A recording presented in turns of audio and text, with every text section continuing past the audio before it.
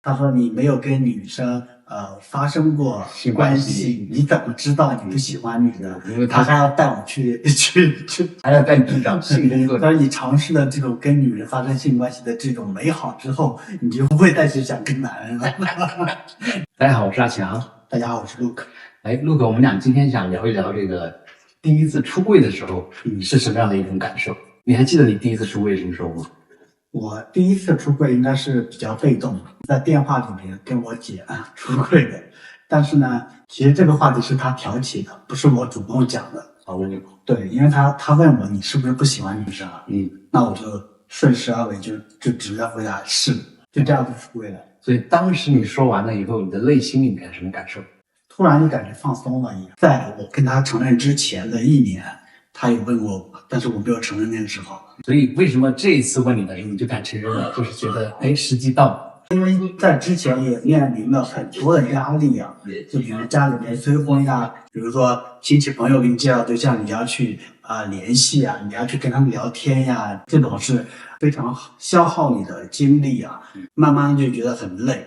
出柜之后就觉得非常的轻松啊。那我想知道你当时很紧张，跟你姐姐说完了之后，你那天晚上是睡得更好了呢，还是睡得更不好？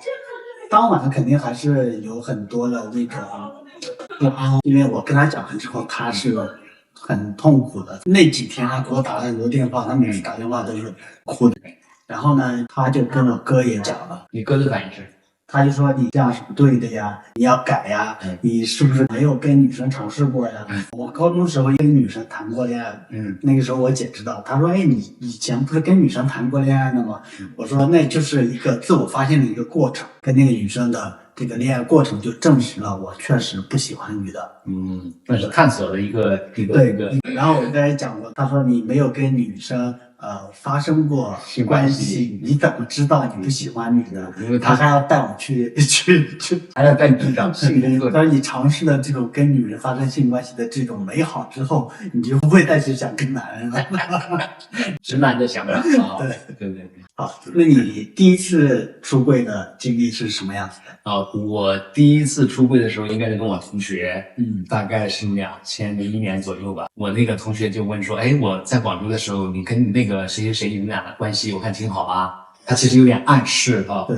然后我说对呀，我说我们俩是一对呀。出柜的时候我就感觉到我特别的紧张。我自己讲完了以后，至少10秒钟吧，我觉得空气是凝固的，因为他也不知道怎么回应我。我自己的脸是绝对是面红耳赤的，然后呢，耳朵都有点耳鸣了。关键是那天晚上我那个同学回去了以后的话呢，有半个月我们俩都没联系。尴尬，不知道怎么去开口讲这个事情。其实不是，他出差了，因为他没联系我的话，我就觉得有点紧张。我就说，我那个同学是不是因为我是同性恋跟他出柜了，他跟我的关系断掉了？后面我就鼓起勇气给他打一个电话，我说你最近怎么样啊？他说我出差了，等我回北京以后我们俩再联系。那时候我在北京。我觉得那个第一次出柜和被别人第一次出柜都是需要演练的。对我来讲是一个非常紧张，对他们可能也紧张，他不知道怎么该回应这个事。对，是的。所以那后面我再出柜的时候，我就变得越来越简单。经历的多了之后，就是对没有那么紧张。是。我还采访了另外几位朋友，讲一讲他们的这个第一次出柜的故事，我们也来听一下，好不好？好的。对，第一次就是刚知道自己是同性恋当天晚上，然后跟一个好同学讲。我第一次出柜，在我高考前1周。我一次都没有讲我是同性恋过。你跟你妈也没说吗？没有，我说同性恋亲友会来无锡了，然后我说我找到组织了。是在2005年就跟他讲，我说我是一个同性恋，我喜欢男性。对，这是我第一次。出柜是一个需要练习的过程嘛，就你先找你觉得容易的人，然后积累了经验之后再跟困难的。我当时没觉得有恐惧，就那个第一次是没觉得有恐惧的，反而跟他说完了之后，我还觉得这个事儿可能不太好跟别人讲，因为别人不接受。就是羞耻感到我根本不可能就把这个词跟我挂上关系，我都是间接的。然后我以前上大学的时候，人家都知道我是同性恋呀，就我今天跟这个女的好，跟那个女的好，然后他们也会给我介绍女朋友，就是过得很嚣张。就可能因为学习好吧，然后别人都要抄你的作业，人家也不会因为这个来歧视我。然后这个就一直到了上班的时候，然后我就开始自我恐同。第一次就是刚知道自己是同性恋当天晚上，然后跟一个好同学讲，我要给他写个字条，我说我是个 gay，他不知道 gay 什么意思，他就查字典，查完字典他很惊讶，然后我就把那个惊讶理解成了一种偏见吧，或者一种恐惧。现在回头来想，可能只是一种惊讶而已。那还有一个就是你为什么要跟他讲呢？是因为你觉得他是你喜欢的类型吗？对象吗？不是，他是我就是关系特别好的朋友，就是他脾气好，就信任嘛。就是我那个时候属于天真无邪，刚知道了这个事儿，就也没觉得会受歧视或者什么的。但反而跟他讲完了之后，我才发现原来这个同性恋这个事儿还是挺多人不理解的，然后我就这个受挫了吧。然后后面在第2次、第3次跟别人讲的时候，反而有些忐忑，但那个收获的就结果要好很多。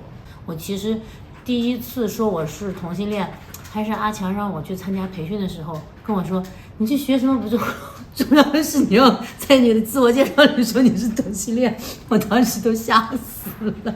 站上去之前，我就在心里打鼓，千万不要叫到我，不要叫到我。然后那个叫我上去了以后，我前面绕了一大坨，我在想我得完成作业。然后我讲完了以后，我发现全场前面好像大家好像都松松垮垮，突然就呆住了这些人，说然后都能听到针尖掉在地上的声音。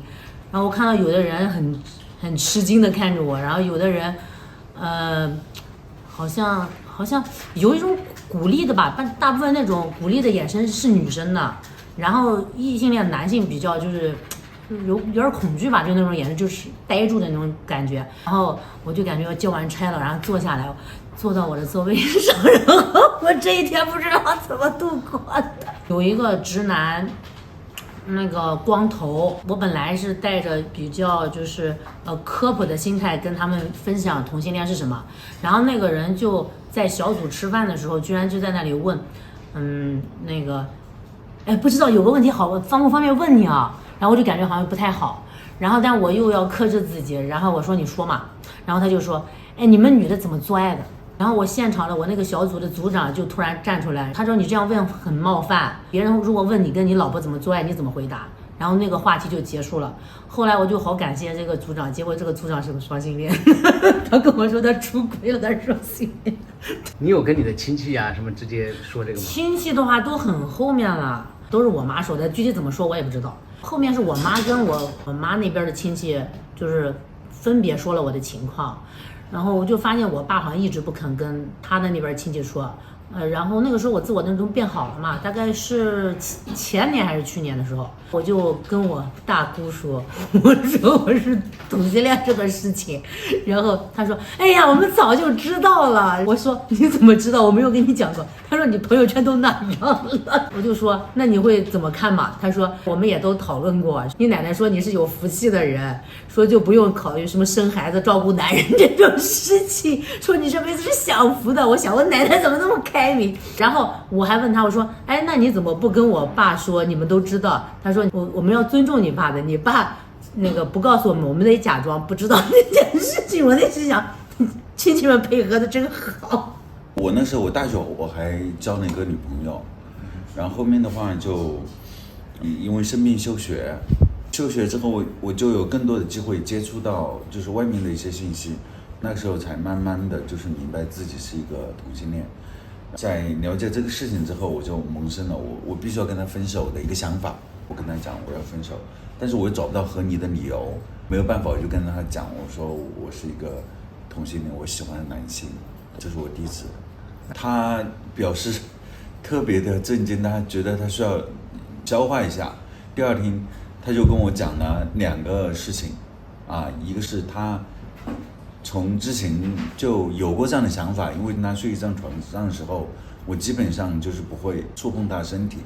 第2个想法，他觉得我应该去找一下学校的心理老师，就是有可能这个事情是可以转变的。你跟他谈恋爱谈了多长时间？我跟他谈了2年多一点。最实质的亲密有吗？接吻吧。当你告诉他说我是同性恋的时候，你当时那个状态你还能想得出来吗？我是不敢看他的眼睛，然后声音比较低的，其他的倒还好，因为非常消耗。就打比方讲到接吻，别人的接吻可能是男生主动对女生的，我是被他壁咚的。你跟男生也接过吻，跟女生也接过吻，那你跟女生接吻是啥感觉？我根本没有办法想要回忆起来这个事情。这是我人生这么多年，她是唯一一个女性，我有跟她有过接吻的。当时就是在学校里面的一堵墙上，我被她给按在墙上，就接吻了。说实话，我真的没有什么愉悦的一些感受。女生的舌头会比男生的舌头滑一点吗？我在那时候我根本不是去消化这个感受的一个时候，是让我如何去接受这样的一个行为。你要去感受它的滑这个东西，它已经到一个享受的，或者说你能够感受那个器官的一个环节呢。我那时候我就已经处在半抗拒，然后又不得不被他去接吻的一个状态。对，整个身体都僵硬的，也不知道干嘛。所以你跟他2年的交往里面，从来没有过欲望那种生理反应？从来没有。2年多从来没有？没有，一次都没有过。一次都没有。在我高考前1周，因为当时我就发现我喜欢了班里的另外一个男生，当时我很难受，因为那个男生跟我报的志愿不太一样，就感觉高中一毕业以后见面机会几乎比较少了，然后我就很伤心，我就觉得离高考近一天，我就以后就再也见不到他了，我实在受不了，然后找了另外一个比较铁的男同学跟他说我喜欢谁谁谁，然后我发现我怎么样，我也觉得我自己很变态，不知道怎么办。当时我那个同学呢，他没有那种歧视，他第一时间第一个反应他就安抚我情绪，让我先就是好好复习，过了高考再说，这一点是比较好。直到现在我一直我很感谢这个同学，因为当时是因为他我才会可以平复心情去高考，我才顺利就是过来。后来有一次比较搞笑的，就是在工作以后有一个场合，就是有一些女的那种服务的，在大家的起哄下，他们抓住我的手，摸到了那个女生的那个胸部，然后一摸的那个时候就有点像那种闪电的那种感觉，但这种闪电感觉不是那种愉悦或者是紧张或什么，反正那一刹你就会觉得它不是我想要的，我想要的就是胸肌，不是乳房。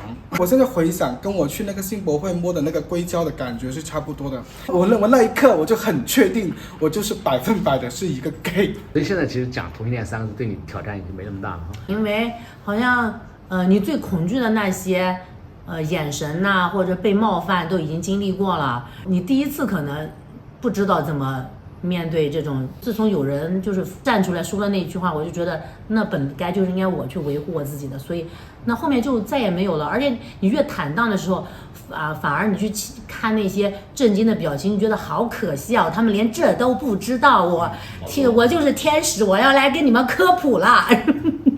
不知道收看我们节目的朋友有没有出柜的这种经历哈？你第一次出柜的时候，当时那些感受是怎么样的？可不可以在这个评论里面留下你的留言，再分享你的故事？那我们今天的节目就先录到这儿，好，拜拜。